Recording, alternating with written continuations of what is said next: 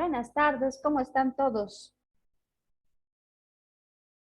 Hola, Buenas tardes, doctora. ¿cómo están? Buenas ¿Cómo están? Buenas Buenas tardes. tardes, doctora. ¿Cómo están? ¿Bien? A ver, hoy día nos toca avanzar vías biliares, ¿no? No nos toca. Hígado nos toca. Pero voy a abarcar un poco más de vías biliares, ¿ya? ¿Por qué? Porque el día jueves tengo examen de grado y les voy a subir una clase grabada, ¿ya? Una clase sincrónica, porque ya la siguiente semana, martes, es su examen, entonces su examen va a ser hasta donde lleguemos. Hoy quiero avanzar hígado, que es cortito, es bien cortito, y voy a abarcar vías biliares más, ¿ya? Hasta donde lleguemos. Y el día jueves no vamos a pasar porque tengo que irme de aquí a la 1 en punto, pero les voy a subir una clase sincrónica de páncreas, páncreas, ¿ya? Solo páncreas, y su examen va a ser hasta páncreas, ¿ya? Ya han dado micro, trabajo, voy a subir a la plataforma su trabajito, voy a habilitar para que puedan subir, ya debe estar en su trabajo. Ya, entonces nos apuraremos hoy día avanzando. Luego al final las preguntas si alguien tiene alguna pregunta. Entonces hoy nos toca llevar esta glándula voluminosa que está ocupando la celda subfrénica derecha, ¿no? Derecha.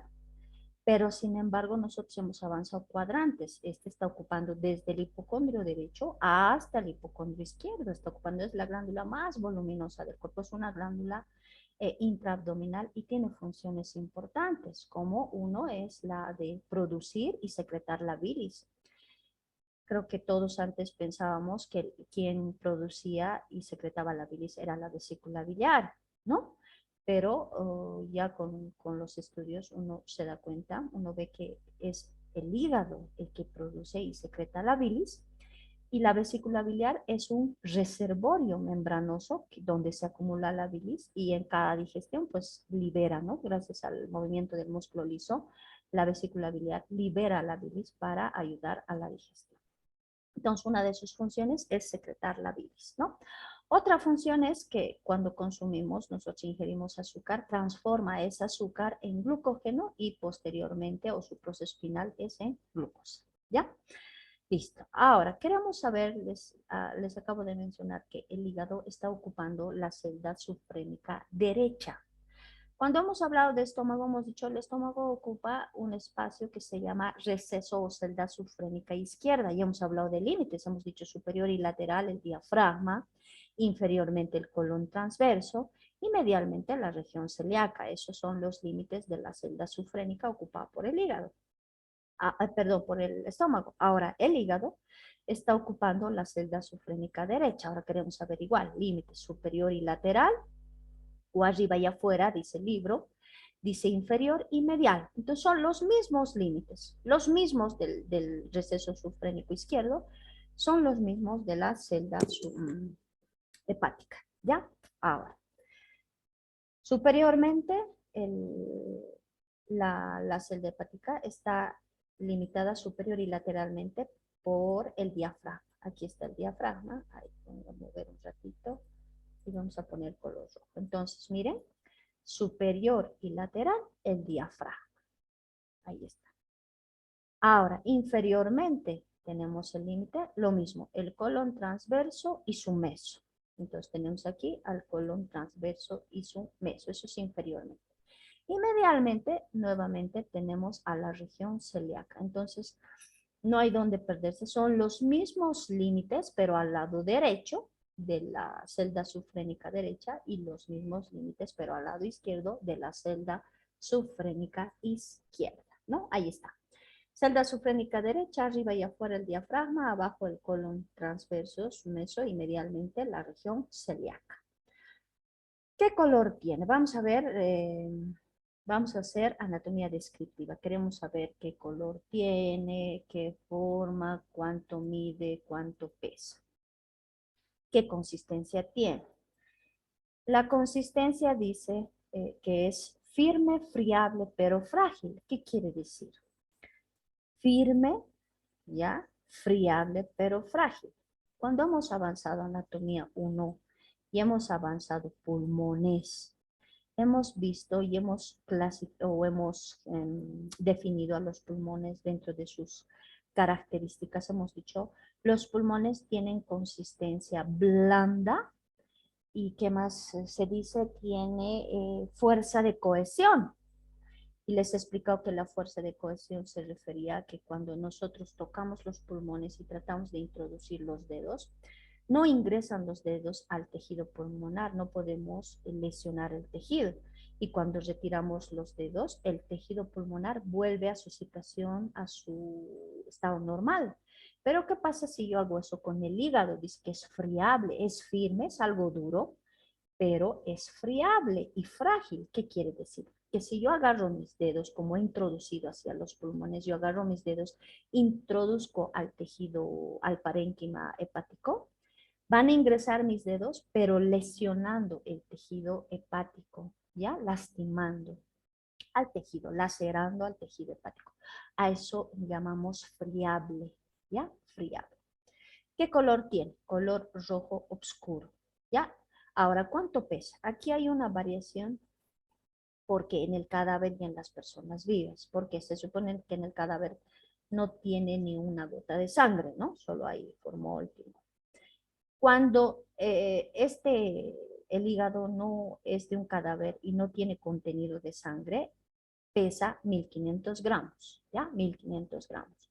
Pero en una persona viva, en ustedes, en mí, hay que aumentar 900 a 800 gramos más. ¿Por qué? Por el contenido de la sangre. Entonces, aproximadamente el hígado pesará, ¿no? 2400, 2500 gramos, ¿ya? Entonces, con sangre le aumentamos 800 a 900 gramos más. Si es del cadáver, pesará 1500. Y a eso le aumentamos 800 a 900 gramos más en una persona viva.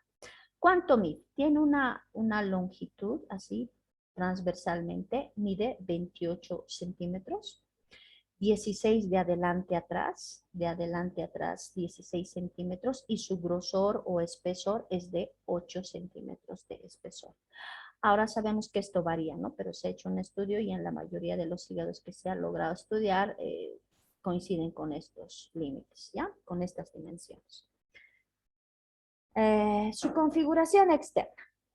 Vamos a estudiar en él dos caras, ¿ya? La cara, la cara superior o diafragmática, que es esta. Vamos a encontrar esta cara que está en relación con las vísceras intraabdominales y vísceras del tubo digestivo. Entonces esta cara, como está en relación con estas vísceras, se va a llamar cara visceral y tiene un borde anterior o llamado también inferior y un borde posterior. Entonces vamos a estudiar dos caras y dos bordes.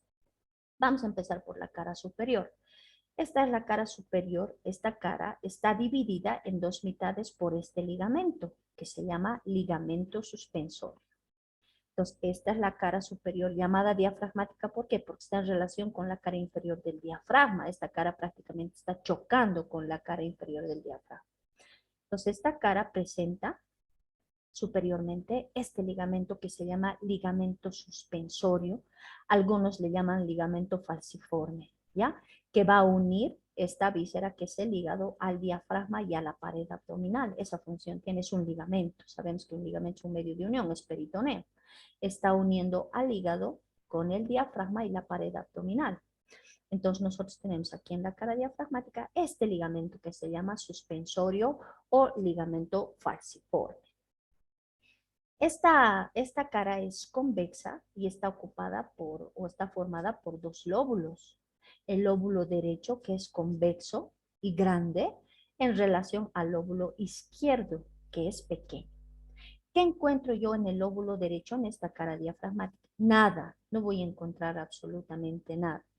Pero ¿qué voy a encontrar aquí en la cara diafragmática del lóbulo izquierdo? Yo voy a encontrar aquí una impresión que ha dejado el vértice del corazón. Entonces, a esta impresión se le llama impresión cardíaca. Aquí no hay impresiones, ¿ya? No hay impresiones. Pero sí en la cara diafragmática del lóbulo izquierdo del hígado. Además que esta cara, la cara diafragmática, solo nos está mostrando dos lóbulos, lóbulo derecho, lóbulo izquierdo, divididos por el ligamento falciforme. Ahora nos vamos a ir a la cara visceral. Esta cara visceral no solo tiene dos lóbulos como esta cara, nos va a presentar cuatro lóbulos, ¿ya? Cuatro lóbulos. Eso vamos a ver, el lóbulo derecho, el lóbulo izquierdo, el lóbulo cuadrado y atrás el lóbulo caudado. Entonces la cara visceral tiene cuatro lóbulos y además en estos lóbulos vamos a encontrar aquí en esta cara surcos que van a dividir y que van a presentar estructuras importantes. Entonces pasamos, ahí está, la cara inferior o cara visceral. Esta es la cara inferior. Voy a mover esto. Esta es la cara inferior o cara visceral. En esta cara vamos a encontrar tres surcos principales, llamados así también principales, o anteroposteriores. Para que no se pierdan, el lóbulo derecho siempre va a ser el más voluminoso, el grande, el lóbulo izquierdo pequeño, el lóbulo cuadrado, este cuadradito, y el lóbulo caudado. Entonces, la cara visceral tiene estos cuatro lóbulos, pero ¿quién ha determinado la formación de estos cuatro lóbulos? Estos tres surcos que nos menciona el libro de Rubén. ¿Cuáles son los surcos? El surco anteroposterior izquierdo, no es necesario que aprendan así de memoria. ¿Por qué? Porque este surco está yendo del borde anterior al posterior, por eso se llama anteroposterior y está en relación con el lóbulo izquierdo. Entonces, por eso le han puesto surco anteroposterior izquierdo, ¿ya? Surco anteroposterior izquierdo. También se le llama surco principal izquierdo, ¿ya? Pero nosotros vamos a conocer con ese nombre, anteroposterior izquierdo. En relación con el lóbulo derecho, el surco anteroposterior derecho. ¿Por qué? Porque está en relación, está a la derecha, está en relación con el lóbulo derecho. Entonces, el surco anteroposterior derecho. Y voy a encontrar, partiendo del surco anteroposterior izquierdo al derecho o del derecho al izquierdo, este surco que se llama transverso o llamado porta hepático o surco transverso. Entonces vamos a estudiar en la cara visceral el surco anteroposterior izquierdo, el surco anteroposterior derecho y el surco transverso o porta hepático. Y luego vamos a estudiar qué estructuras están en el surco anteroposterior izquierdo, en el anteroposterior derecho, en el transverso. Y luego vamos a estudiar a los cuatro lóbulos. Vamos a empezar por los surcos primero. A ver, en este surco, en el anteroposterior izquierdo. Este surco está dividido por el surco transverso en dos segmentos, miren, en dos segmentos. Un segmento anterior y un segmento posterior. El segmento anterior, este está ocupado por este ligamento que es redondo y por eso se llama ligamento redondo. Entonces, este surco está en su segmento anterior presente la fisura del ligamento redondo. Ahí está.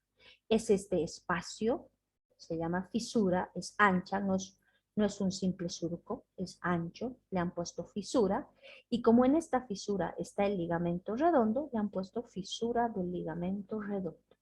Eso encuentro en el segmento anterior del surco anteroposterior izquierdo. Entonces, no se van a olvidar, el surco anteroposterior izquierdo está dividido en dos por el surco transverso. Segmento anterior y este será el segmento posterior. El segmento anterior presenta un surco profundo, ya llamada fisura del ligamento redondo. ¿Por qué? Porque ahí está el ligamento redondo. Este ligamento redondo resulta de la atrofia de la arteria umbilical. ¿Ya? Entonces ahí tenemos, es un esbozo de la atrofia de la arteria umbilical. Ahora, atrás tengo otro espacio, grande también, ancho. Entonces se va a llamar fisura del ligamento venoso o le llaman también del conducto venoso y le han puesto un nombre de autor, se llama arancio, ¿ya? Entonces, atrás encuentro la fisura o el conducto venoso de arancio. Listo. Ya tengo en el segmento posterior la fisura o el surco, ¿no? Algunos le dicen fisura porque es ancho, fisura del conducto venoso de arancio. Listo. tengo descrito al surco anteroposterior izquierdo, el anteroposterior derecho. Igual, el surco transverso, miren, le ha dividido en dos mitades. Una mitad, o perdón, un segmento, le vamos a poner así, un segmento anterior y atrás un segmento posterior. ¿Qué voy a encontrar en el segmento anterior? Yo voy a encontrar una depresión grande que se llama fosa de la vesícula biliar. ¿Por qué? Porque ahí está la vesícula biliar. Entonces, yo encuentro en el segmento anterior, porque así va a ser la pregunta, ¿no? ¿Qué encontramos en el segmento anterior del surco anteroposterior derecho? A, la fosa de la vesícula biliar. Ahora, en el segmento posterior vamos a encontrar un surco bien profundo que es el surco de la vena cava inferior. Aquí está la famosa vena cava inferior que lo hemos estudiado a detalle y hemos visto que es tan importante porque recoge la sangre sin oxígeno de las vísceras, de los músculos, ¿no? De la pared abdominal y de la cavidad abdominal, cava inferior. Entonces, miren, en el segmento posterior del surco anteroposterior derecho, yo encuentro el surco de la vena cava inferior. Listo, tengo ya descrito aquí los dos surcos, anteroposterior izquierdo con sus dos segmentos, anteroposterior derecho con sus dos segmentos.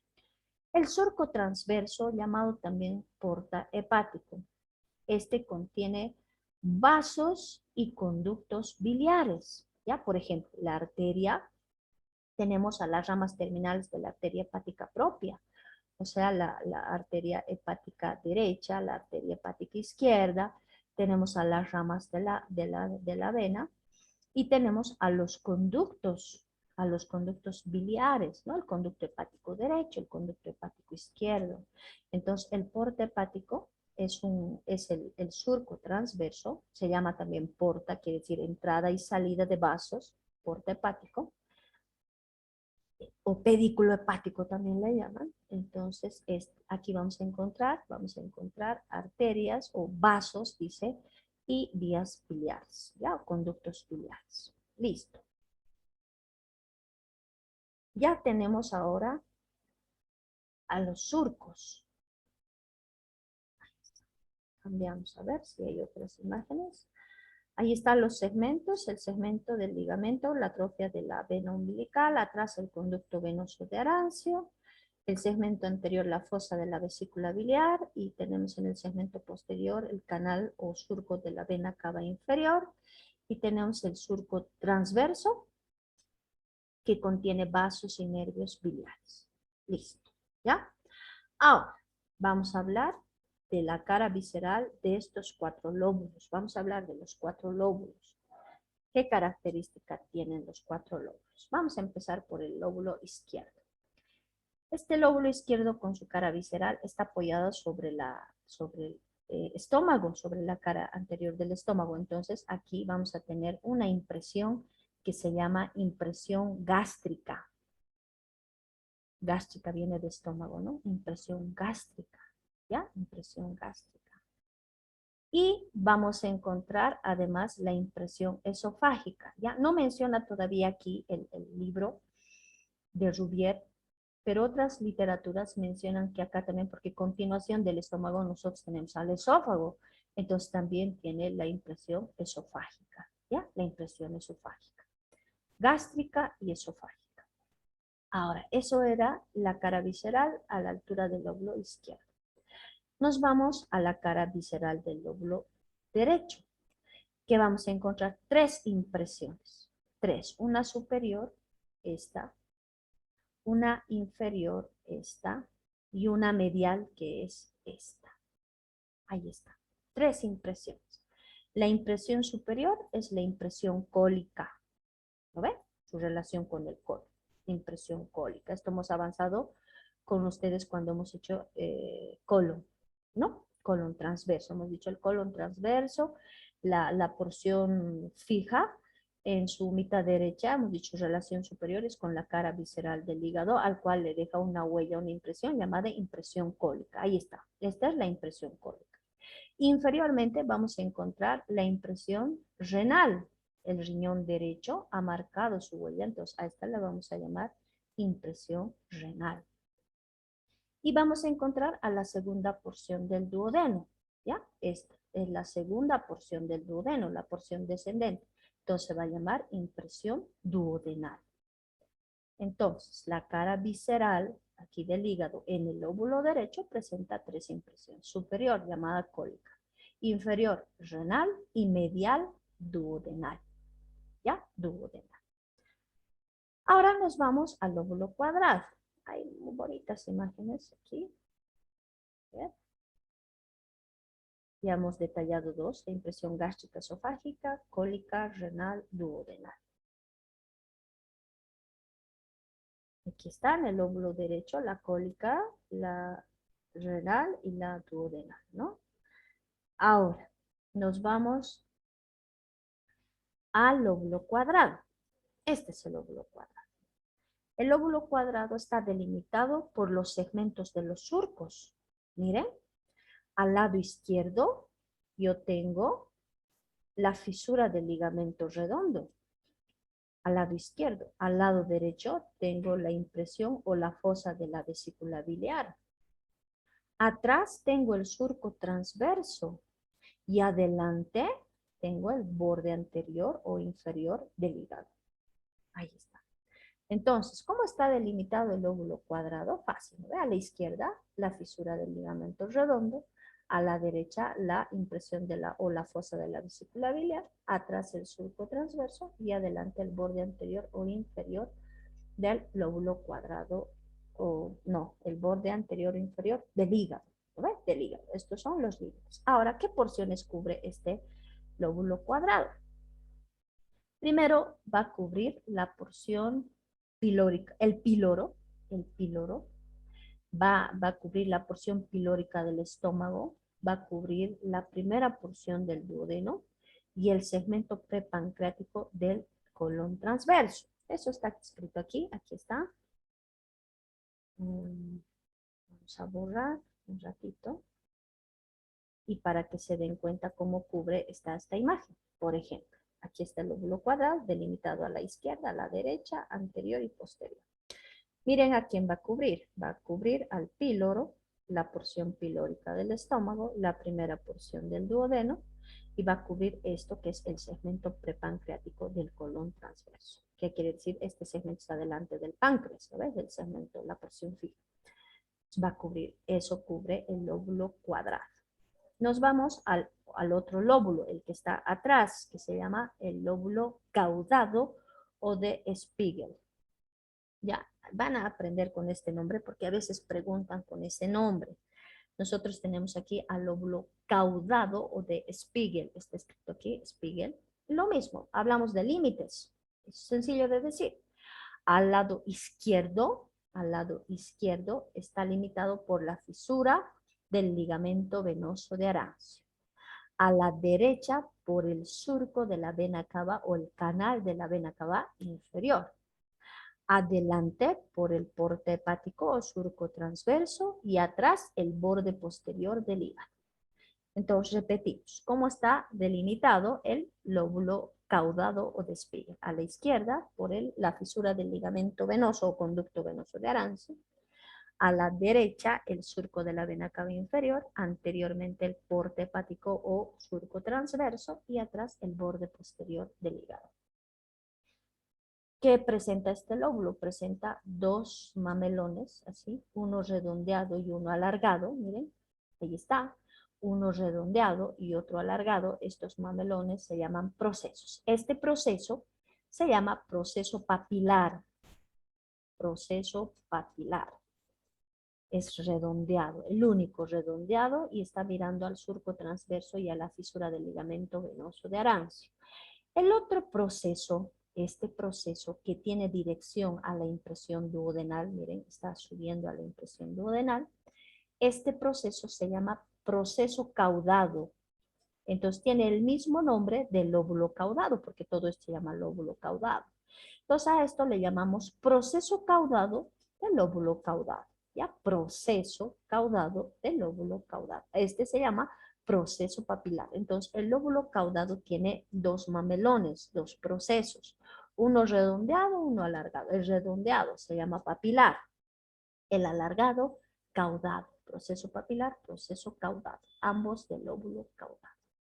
Listo. Esta glándula es bien facilita, ¿ya? Sencillito de aprender eso. Nos vamos a ver. Ahí está. El mamelón izquierdo hacia la izquierda se llama proceso papilar, el mamelón hacia la derecha se llama proceso caudado, ¿no? Aquí sí se nota. Seguimos. Borde inferior o anterior. Este que estoy marcando con rojo, es el borde anterior o inferior. ¿Por qué le llaman así anterior? ¿Por qué le llaman inferior?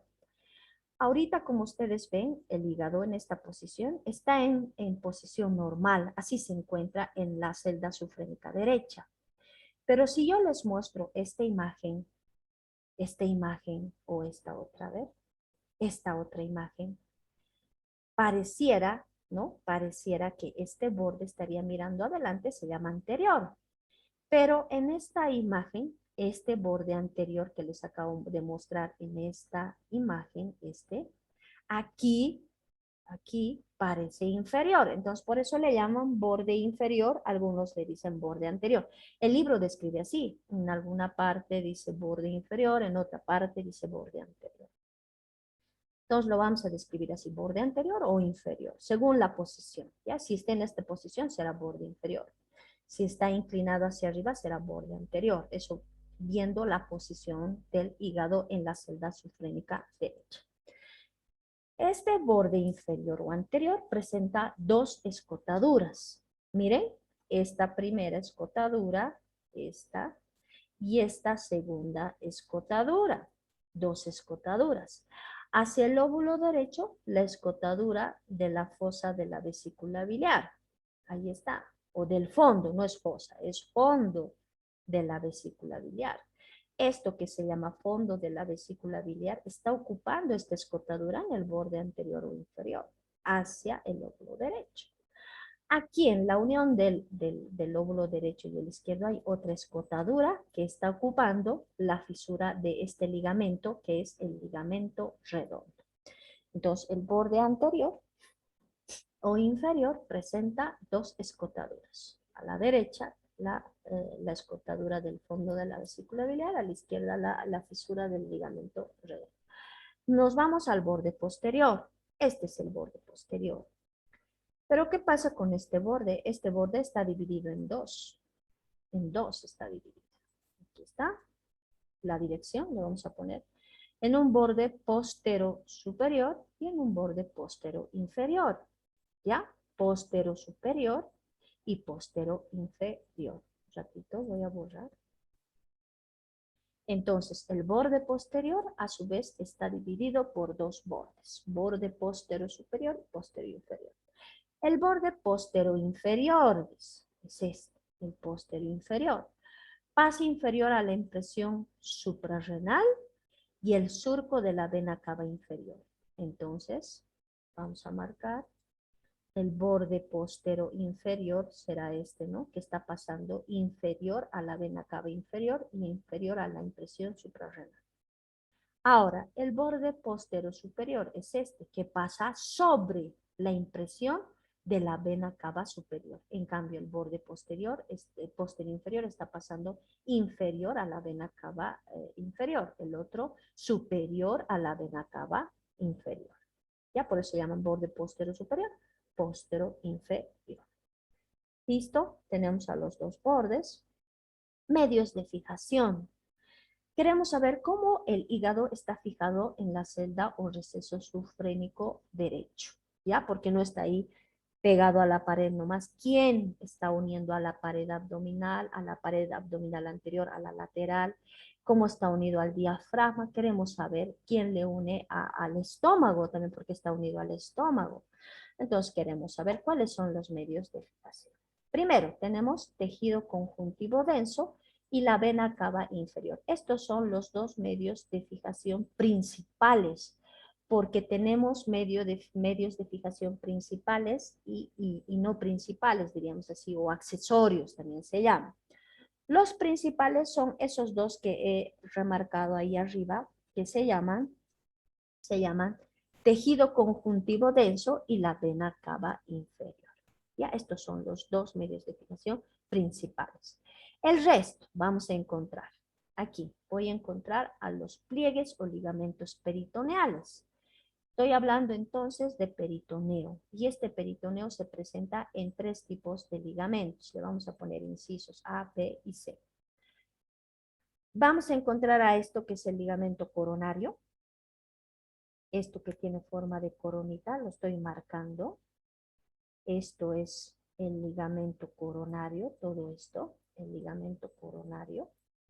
Tenemos al ligamento triangular o no el ligamento, los ligamentos triangulares, porque son dos, al lado derecho, al lado izquierdo. Y aquí arriba tengo al ligamento falciforme, donde está el ligamento redondo. Entonces, yo voy a encontrar dentro de los medios de fijación accesorios los pliegues o ligamentos peritoneales. ¿Cuáles?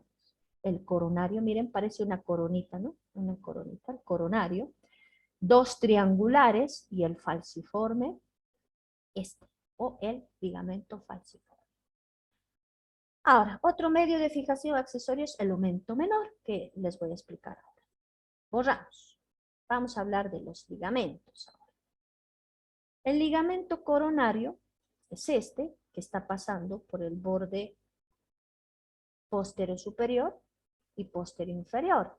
Este ligamento coronario está formado por dos hojas, una hoja superior, esta, y una hoja inferior. Entonces, este ligamento coronario se forma a través de el desdoblamiento de dos hojas. Esta que es la hoja superior y esta que es la hoja inferior.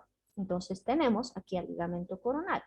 Las dos hojas de ambos ligamentos coronarios, del superior y del inferior, ven que ha marcado esta zona, esta zona donde no hay peritoneo, miren, está así, le llaman área desnuda, ¿ya? Área desnuda. ¿Por qué? Porque es la única porción que no tiene peritoneo, aquí no hay vaso, no hay arteria, no hay nada, está, como dicen, desnudo, está. Ya pues le han puesto área desnuda. ¿Dónde está? Entre las hojas de ambos ligamentos, ¿no? Entre la hoja superior del ligamento coronario y la hoja inferior del ligamento coronario también. Ahora, el ligamento o los ligamentos triangulares. Yo tengo aquí el izquierdo, me doy cuenta porque es el lóbulo chiquitito, el lóbulo izquierdo. Y aquí tengo parte del ligamento triangular derecho. ¿Cuál es el más grande? Ah, el izquierdo. El ligamento triangular izquierdo es más grande, está más desarrollado que el ligamento del lado derecho. ¿Qué características tiene? ¿De dónde nace este ligamento? ¿De dónde nace? Nace de la fusión, miren, de la hoja superior del ligamento coronario y la hoja inferior del ligamento coronario. Entonces, las dos hojas, ¿no? Inferiormente se fusionan y van a formar aquí el ligamento coronario, el ligamento triangular izquierdo, más desarrollado que el lado derecho. Ahora, aquí arriba, el ligamento falciforme. Este ligamento falciforme une la cara visceral del hígado con el diafragma y con la pared abdominal inferior, con la pared abdominal. ¿Qué más? ¿Qué características tiene? En su contenido lleva al ligamento redondo, este ligamento falciforme, ¿ya? El ligamento falciforme. Aquí. Ahí están los ligamentos que les he explicado, el ligamento coronario con su hoja superior, su hoja inferior, ya la hoja inferior que se continúa abajo con el aumento menor y forman los ligamentos triangulares, el izquierdo y el derecho. Ahí está el ligamento triangular de la unión de las dos hojas del ligamento coronario. Y tenemos al ligamento suspensorio, aquí está. Este es el ligamento suspensorio, todo esto. Y en su espesor contiene a este ligamento que es el ligamento redondo. ¿Ya? El ligamento redondo. Ahora, tenemos otro medio de fijación que hemos dicho que es el aumento menor. Sabemos que es un repliegue de peritoneo que cumple una función de unir a dos vísceras, ¿no? intraabdominales o del tubo digestivo. Por ejemplo, ahorita está uniendo el hígado con el estómago y no solo con el estómago, también con la pared tiene que unir. Entonces nosotros vamos a ver que está unido al diafragma, ¿ya? Al diafragma. Este aumento menor presenta 4 bordes, ¿ya? 4 bordes. Este es su borde hepático. Allí está un borde hepático que se inserta aquí en el borde hepático y en la fisura del surco del ligamento venoso o conducto venoso de Arancio. Tenemos al borde gastroesofágico que está aquí entre el esófago y la curvatura menor del estómago. Tenemos un borde, aquí está, diafragmático, ¿ya? Que se une al pilar izquierdo, ahí al diafragma, y está un borde diafragmático. Ese borde lo vamos a encontrar aquí atrás, porque aquí atrás está el pilar izquierdo del diafragma. Y tenemos aquí un borde libre, ¿ya? Vamos a borrar esto que se ha movido. Entonces, aquí sí voy a marcar los 4 bordes y vamos a explicar un poquito esto, porque esto les interesa. Entonces, tengo al aumento menor que está uniendo el hígado con el estómago, el diafragma y la pared. Este aumento menor tiene 4 bordes. Un borde hepático que le une al hígado, ¿ya? Le une al hígado, le está uniendo a la fisura del ligamento redondo y del ligamento venoso. Tenemos un borde gastroesofágico, atrás tenemos un borde diafragmático porque se une al diafragma. Y acá tenemos un borde libre. Si ustedes ven, aquí están introduciendo un dilatador. ¿Por qué? Porque es el punto de acceso a esta cavidad. Si se dan cuenta, este aumento menor ha formado aquí detrás de él, en su cara posterior, un espacio que se llama transcavidad de los epiplones o se llama bolsa omental. ¿Qué encuentro yo aquí atrás en la transcavidad de los epiplones? Si yo saco este aumento menor, yo me voy a encontrar con la transcavidad de los epiplones o bolsa omental. Miren, esto forma una bolsita y puedo acceder por aquí, por el borde libre, a las vías biliares. Si yo quiero hacer una cirugía, no voy a sacar el aumento menor porque es un medio de fijación del hígado con este otro órgano del tubo digestivo. ¿Por dónde voy a abordar para, digamos, hacer una apendicectomía? Quiero sacar el apéndice del conducto biliar. No voy a seccionar al aumento menor. ¿Qué voy a hacer? Voy a ingresar por el borde libre de la transcavidad de los epiplones por aquí o de la bolsa omental y voy a poder separar, debridar de arterias, venas y nervios, la arteria hepática propia y sus ramas, la vena porta hepática y sus ramas, terminaciones del nervio vago. Entonces, miren, la bolsa omental tiene 2 caras. Esta es su cara anterior. Esta es su cara anterior. Atrás, mirando a la transcavidad de los epiplones o bolsa omental, está su cara posterior. Ya está su cara posterior. Listo. Ahora también nos dice el aumento menor presenta una porción densa y una porción flácida. ¿Qué quiere decir? Una porción gruesa donde hay más, o sea, el peritoneo grueso que no me permite ver las estructuras de la transcavidad de los epiplones. Y una porción flácida quiere decir delgada y transparente que sí me puede dar lugar a que yo pueda visualizar aquí adentro el contenido de la transcavidad de los epiplones, ¿ya? Eso también está escrito aquí. Constitución del hígado. ¿Ya? Hasta aquí hemos hablado diríamos así, de la configuración externa, ¿no? Del hígado. Caras, bordes. Hemos visto medios de fijación también. Ahora queremos saber cómo está constituido el hígado. Nosotros vamos a tener a los lobulillos hepáticos aquí, ¿ya? O acinos hepáticos. En histología creo que, no sé si ustedes, pero yo he llevado a esto como un acino hepático, tal vez ya está como lobulillo. Vamos a encontrar entre estos fisuras, miren, estos espacios.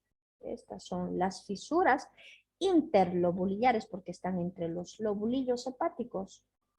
¿Qué más vamos a encontrar rodeando? Tejido conjuntivo. Nosotros vamos a encontrar aquí rodeando tejido conjuntivo. Vamos a encontrar vasos interlobulillares, estos. Miren, estos vasitos que están penetrando a los lobulillos o acinos se llaman vasos interlobulillares porque están entre lobulillo y lobulillo.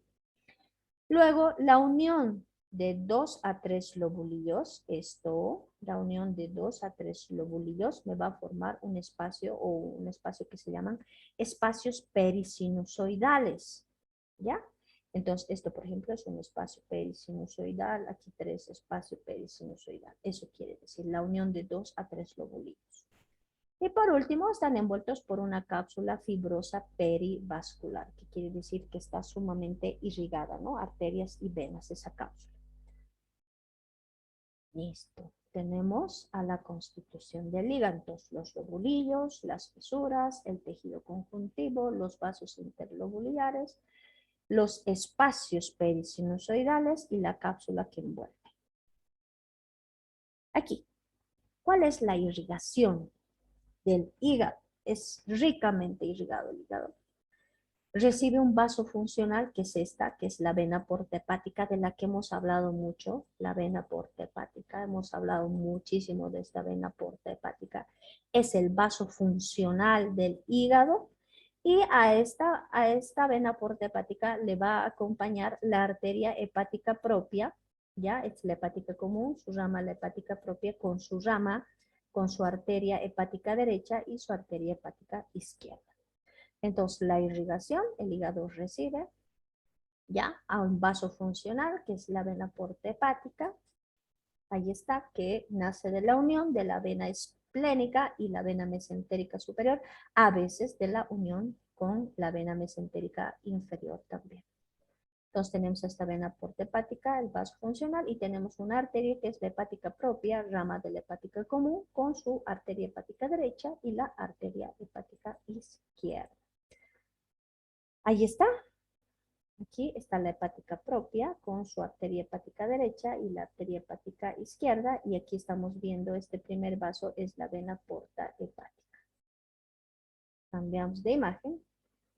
Aquí nos está hablando de la arteria hepática propia, cuántas ramas da, a quién va a ir a irrigar.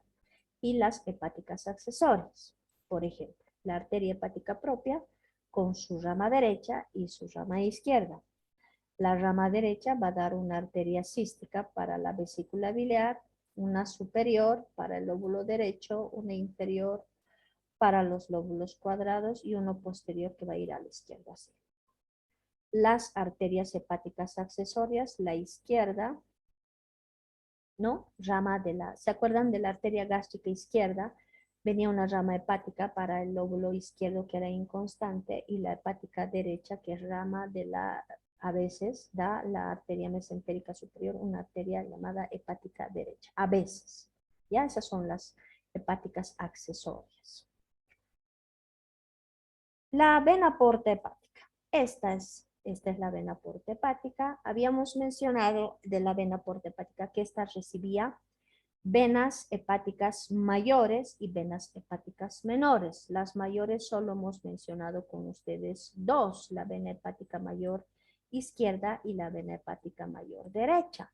Pero les había dicho, cuando se avanza hígado, hay una intermedia aquí. Entonces habían sido tres venas hepáticas mayores, derecha, izquierda y intermedia. 3 recibe el vaso funcional, que es la vena porta hepática, recibe estas venas. Ahora, las menores son el número de 20, cuánto miden de 0,5 a 5 milímetros de diámetro. ¿Ya? Ahí está. Miren, la vena porta hepática recibiendo a las venas hepáticas mayores, 3, la derecha, la izquierda, aquí hay intermedia, ¿no? Hay intermedia, y las menores que van a ser el número de 20, ¿ya? El número de 20. Vamos a borrar esto. Ahora la vena porta hepática, ¿ya?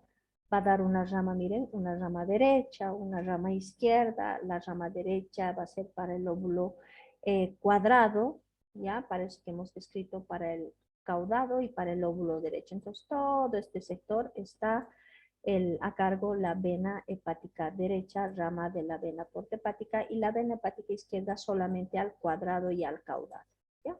Cuadrado y caudado.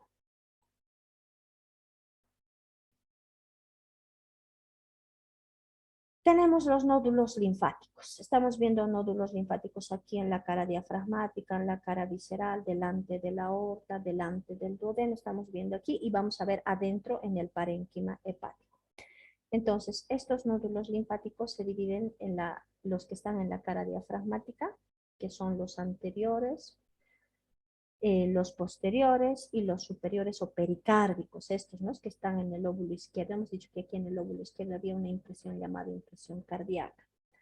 Entonces nosotros tenemos aquí en la cara diafragmática los superficiales, cuáles son anteriores o hepáticos, los posteriores o aórticos, porque atrás está la aorta abdominal, miren, aquí está la aorta abdominal, aórticos y los pericárdigos.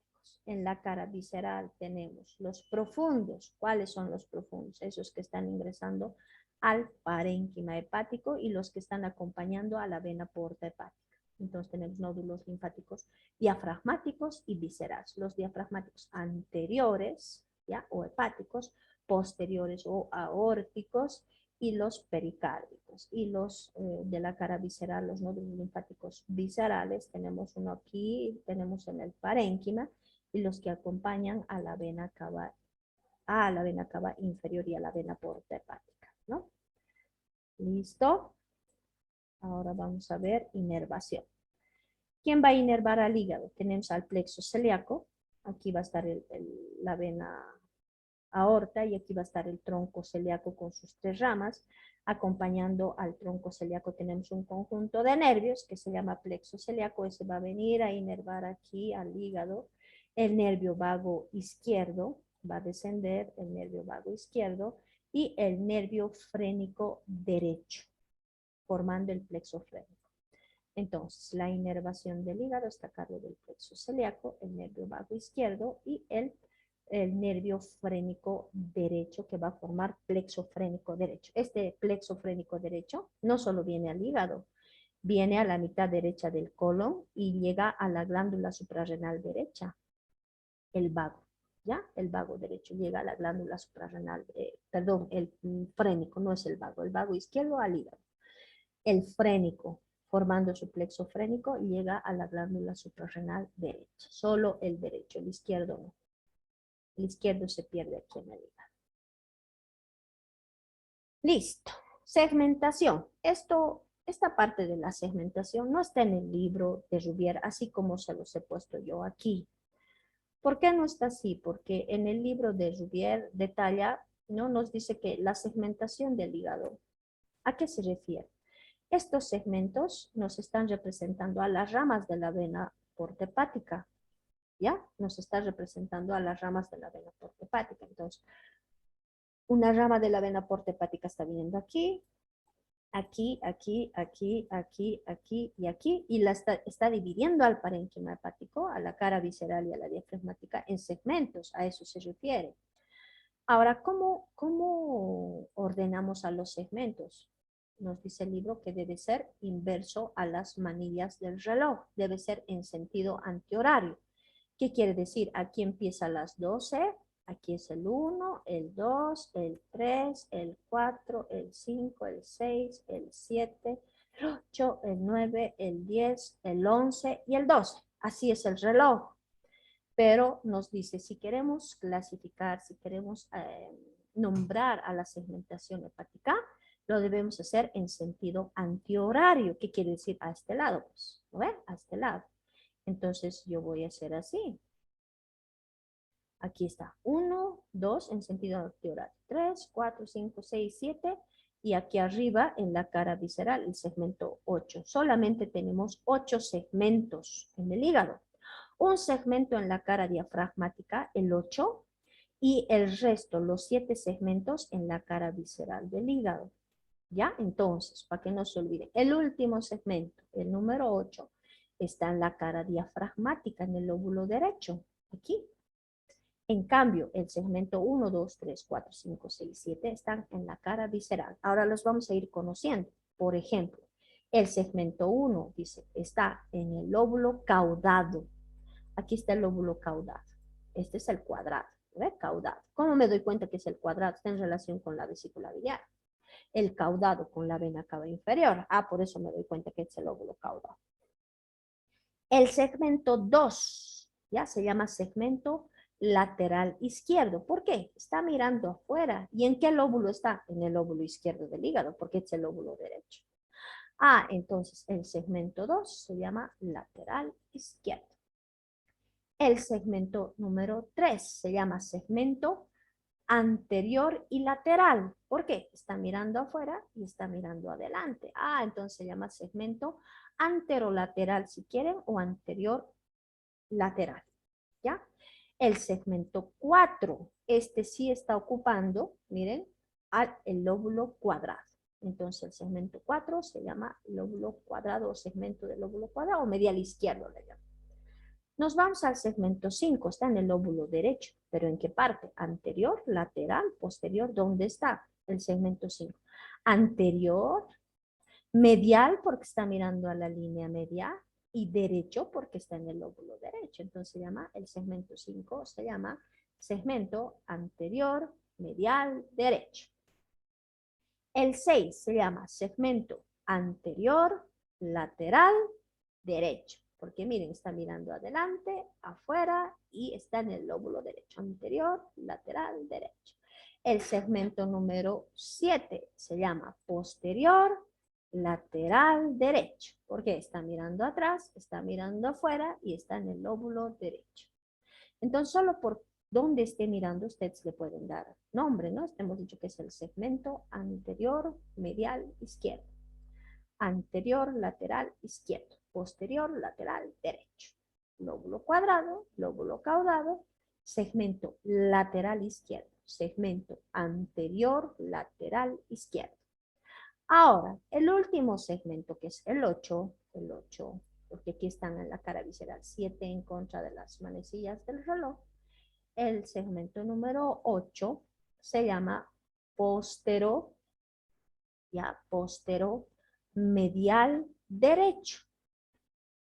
Póstero, atrás, borde posterior, medial, mirando a la línea media, derecho porque está en el lóbulo derecho. Este es visible solo en esta cara, es la cara diafragmática del hígado. Solo es visible en la cara diafragmática del hígado. Listo, tengo al hígado, eso es cortito, bonito, sencillito, facilito. Esto les voy a pasar todo por PowerPoint, les voy a pasar, pero por el WhatsApp les he dicho, no les voy a pasar por la plataforma. Ahora les voy a mostrar la presentación de vías biliares. Un ratito. Vías biliares. ¿Qué es esto?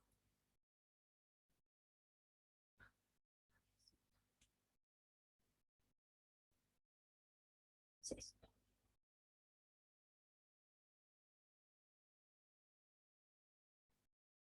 Ya, vías biliares. Vamos a hablar ahora de un complemento del hígado que son las vías biliares. Ya, las vías biliares. Aquí está. Vamos a hablar de las vías biliares intrahepáticas y vías biliares extrahepáticas. Estas vías biliares son conductitos membranosos y también tienen músculo liso que nos van a ayudar a transportar, diríamos así, la bilis desde el hígado a la vesícula biliar y de la vesícula biliar al duodeno. Lo habíamos dicho, a la segunda porción del duodeno, a la papila duodenal mayor. Ahora, estas vías biliares se dividen en vías biliares intrahepáticas, las que están dentro del hígado estas, y estas que son las vías biliares extrahepáticas, que quiere decir que están fuera del hígado. Vamos a hablar de las vías biliares intrahepáticas, que ya las hemos abordado un poco hace un momento cuando he hecho configuración interna o constitución interna del hígado. ¿Ya?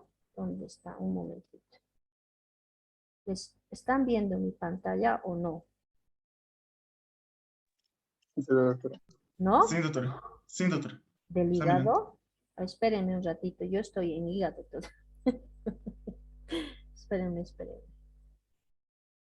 Quiero salir de la presentación de hígado. Ya, ahora sí, recién voy a compartir.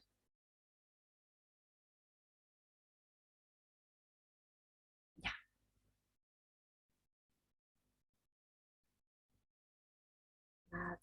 Se ha pausado, dice, algo está pasando. Ahora sí, recién. Ya. Entonces, tenemos a las vías biliares intrahepáticas. Queremos saber cómo están constituidas estas vías dentro del hígado. ¿Por qué? Porque a partir de estas vías biliares intrahepáticas nacen las vías biliares extrahepáticas. Si no nacen aquí adentro del hígado, ¿cómo van a sacar la bilis del hígado para llevar afuera hacia la vesícula biliar y hacia el duodeno? Tienen que nacer aquí adentro. ¿Cómo están formados? 4 pasos tenemos para la formación de estas vías biliares. Primero tenemos a los canalículos biliares. Titos son canalículos biliares. Titos. Estos canalículos biliares, miren, se van uniendo unos con otros. Se van uniendo unos con otros para formar los conductillos biliares intralobulares. Hemos dicho que estos se llaman lobulillos hepáticos. Estos canalículos biliares se unen, miren, se unen y se transforman en conductos biliares intralobulares porque están penetrando a los lobulillos hepáticos. Una vez que estos conductos biliares intralobulares también se van a seguir uniendo, miren, se van a seguir uniendo aquí, ahí está, se unen formando los conductos biliares periportales. Formando los conductos biliares periportales. Estos son los periportales, ya los periportales.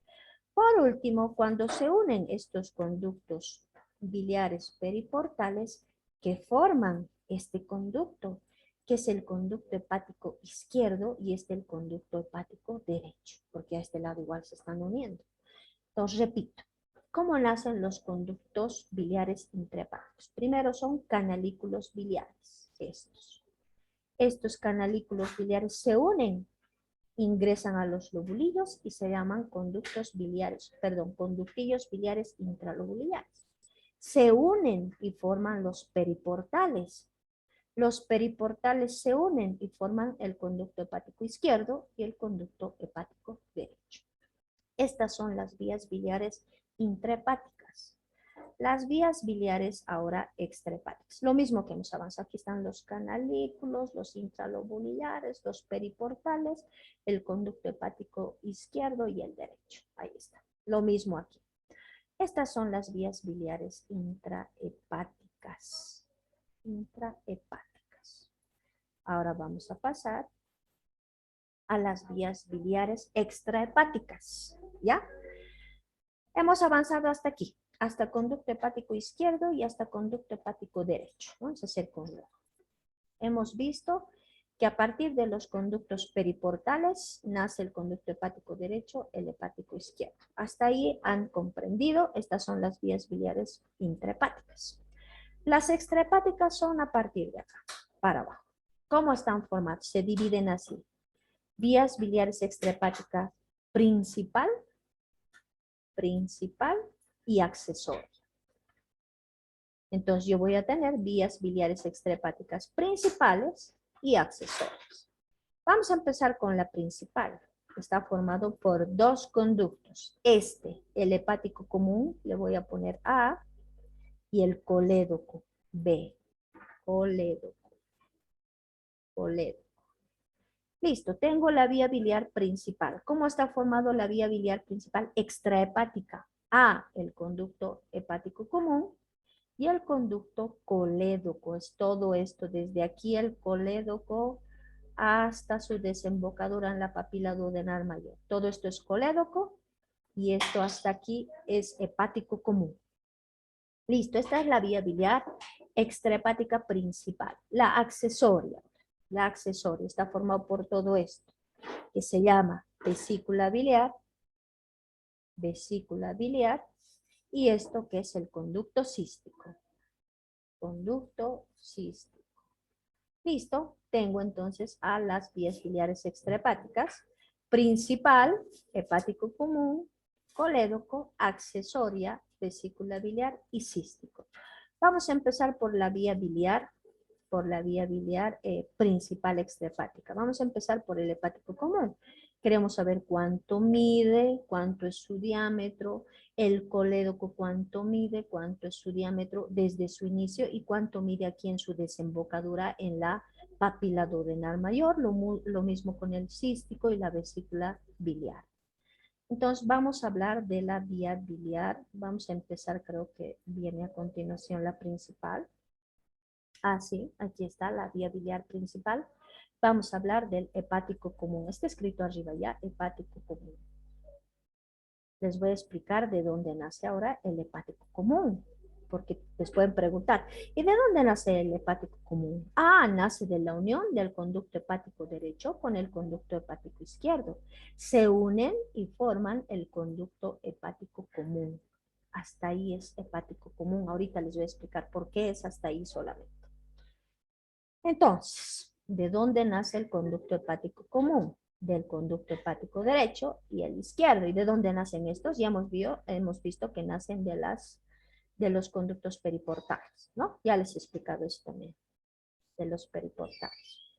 Este conducto hepático común, cuando nace del conducto hepático derecho y hepático izquierdo, es hepático común hasta el conducto cístico, que es este. Entonces, les estoy explicando, el conducto hepático común nace de la unión del conducto hepático derecho, del conducto hepático izquierdo, y se extiende hasta el nacimiento del conducto cístico. Hasta aquí es hepático común. ¿Cuánto mide? Tiene una longitud de 3 a 4 centímetros, ¿ya? Desde aquí, desde su formación hasta el conducto cístico, mide 3 a 4 centímetros, pero su diámetro está calculado en milímetros, igual que el apéndice vermiforme, ¿no ve? De 4 a 8 milímetros, eso no se tienen que olvidar.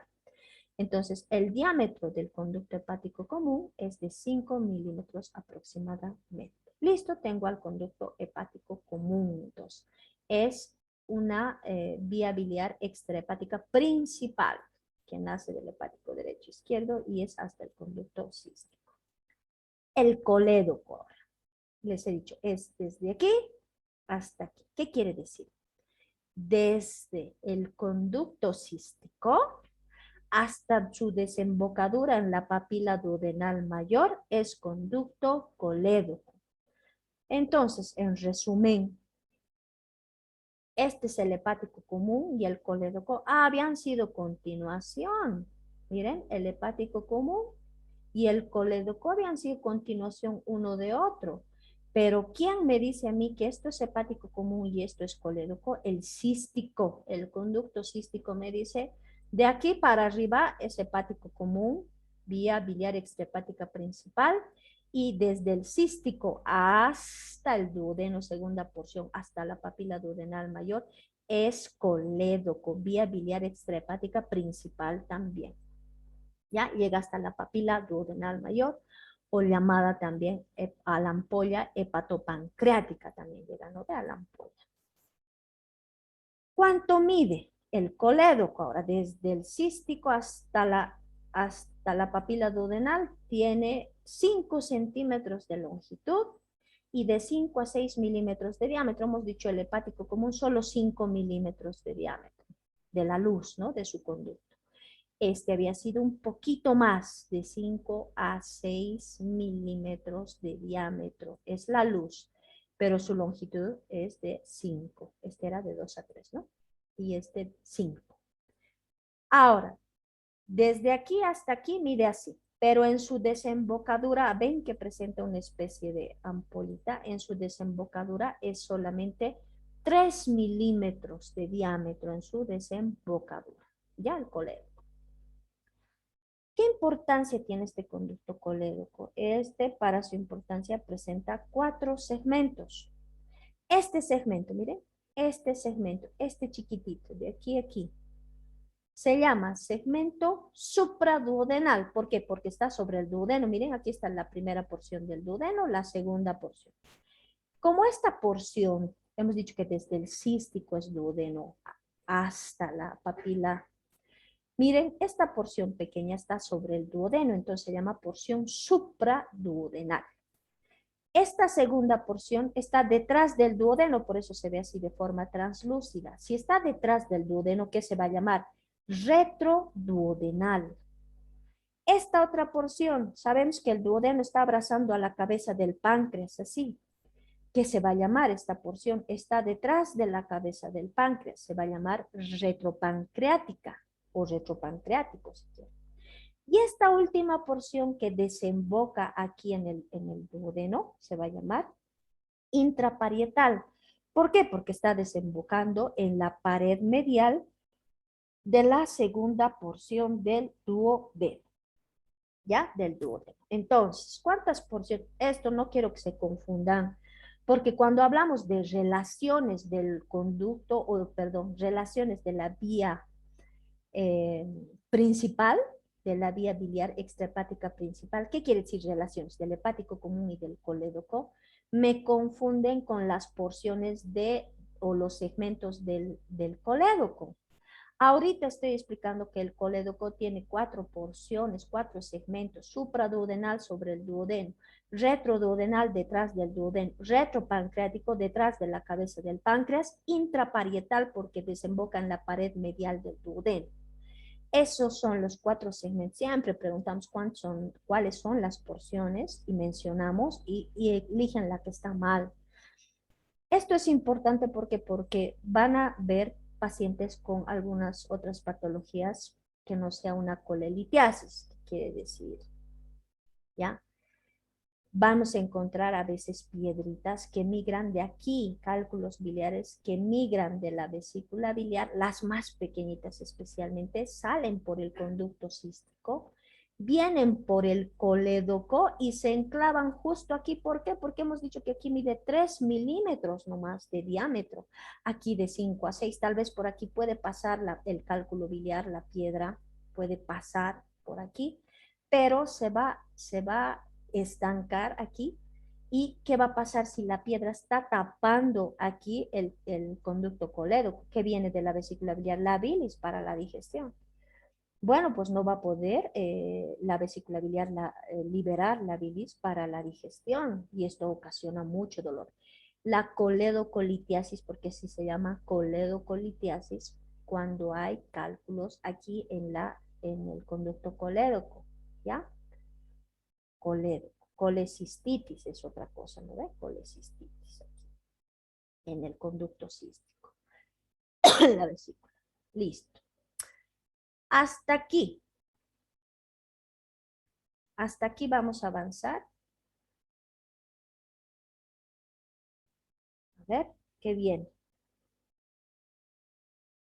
Si esto ya es vesícula biliar conducto, esto más avanzaremos y las relaciones de acá los vamos a saltar. Ahora, yo acabo de explicar vía biliar principal, hepático común y colédoco.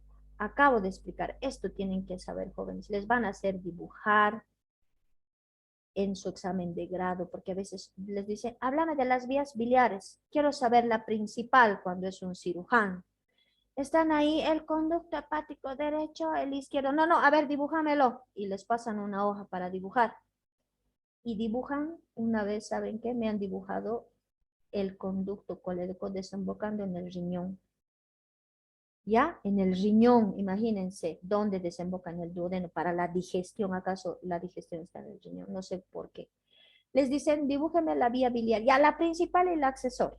Entonces, accesoria dibujarán la vesícula biliar, el conducto cístico, la principal, el hepático común, el colédoco, desembocando en el duodeno.